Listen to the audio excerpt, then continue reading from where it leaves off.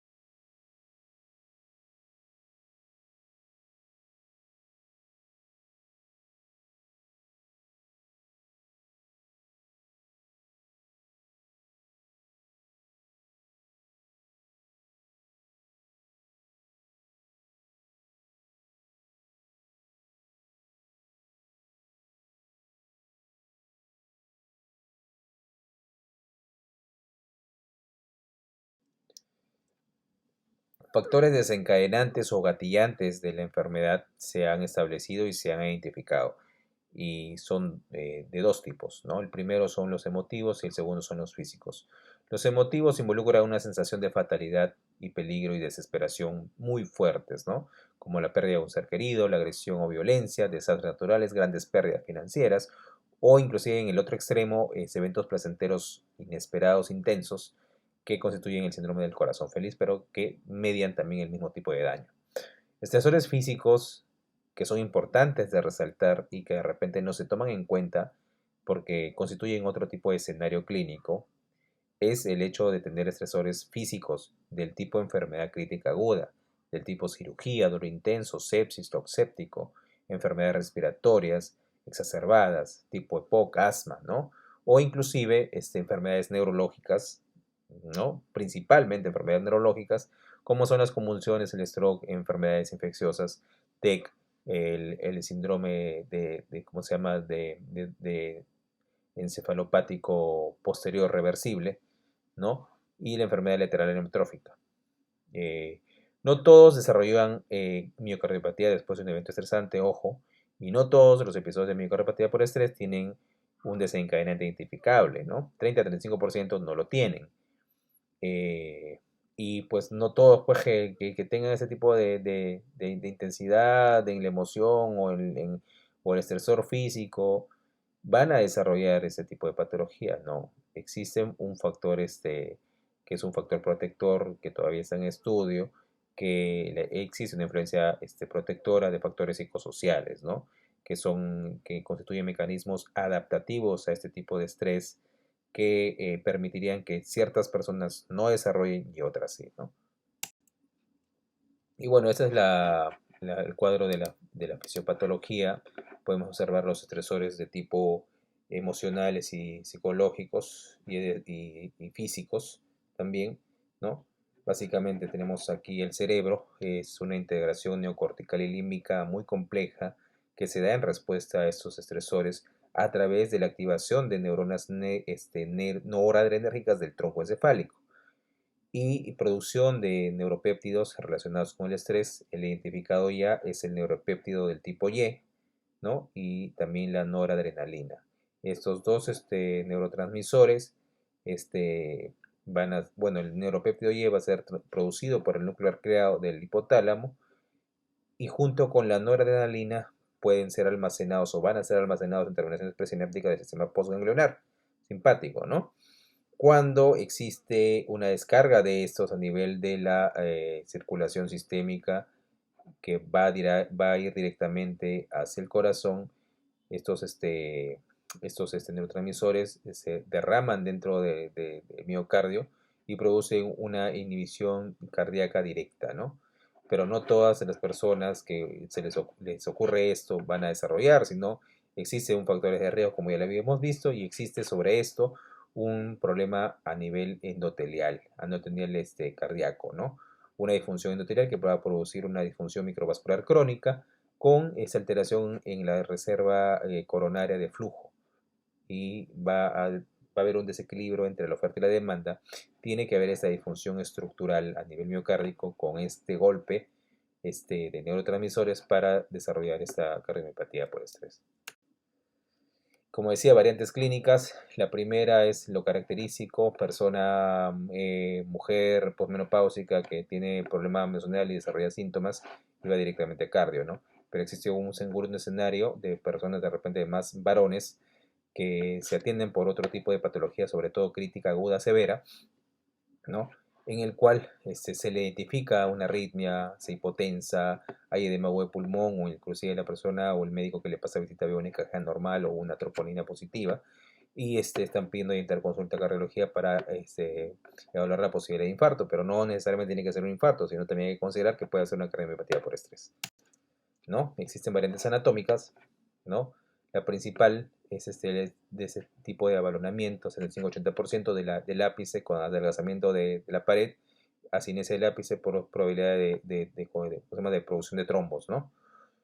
A 20% es este patrón, variante anatómico, este adelgazamiento de la pared lateral, bilateral del ventrículo izquierdo que produce disfunción sistólica severa con falla cardíaca aguda, ¿no? Posteriormente, menos de 5% hacia abajo, existe, por ejemplo, la alteración biventricular que va a provocar shock cardiogénico, ¿no?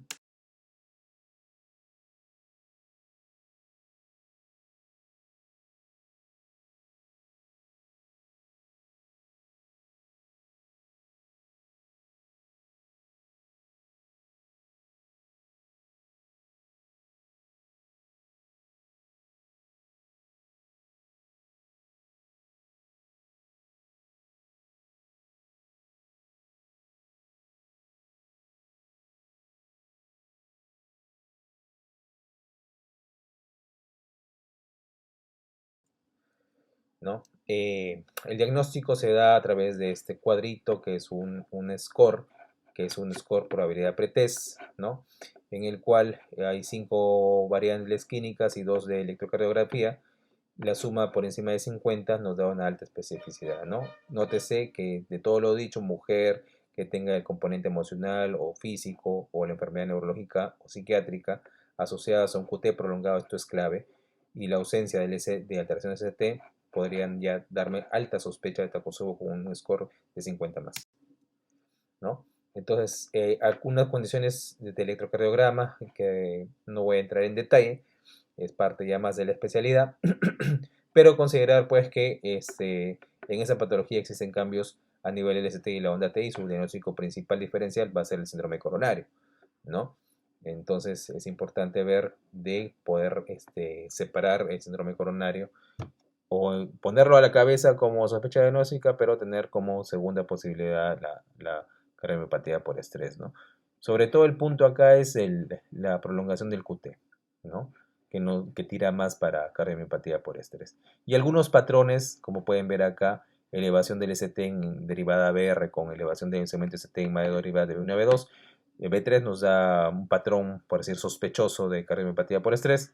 Igual este patrón de acá, elevación del segmento ST en ABR más inversión concomitante de las T a nivel de cualquier derivada, no podría dar ese tipo de sospecha, ¿no? O inclusive elevación del ST sin cambios recíprocos también nos pueden dar la sospecha, porque elevación del ST con cambio recíproco va más para síndrome coronario con ST elevado.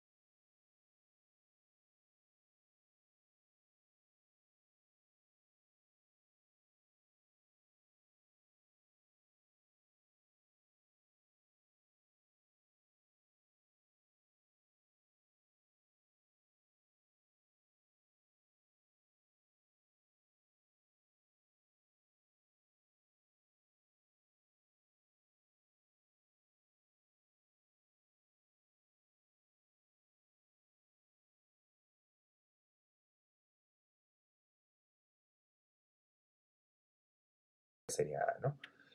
Cuando se selecciona a los pacientes para gueterismo, básicamente en contexto de un síndrome coronario versus este tipo de problema, vamos a tener que puede o no tener lesiones aórticas severas, perdón, lesiones coronarias severas, pero sí habría una ventriculografía con hipocinesia o cinesia del ápice, ¿no?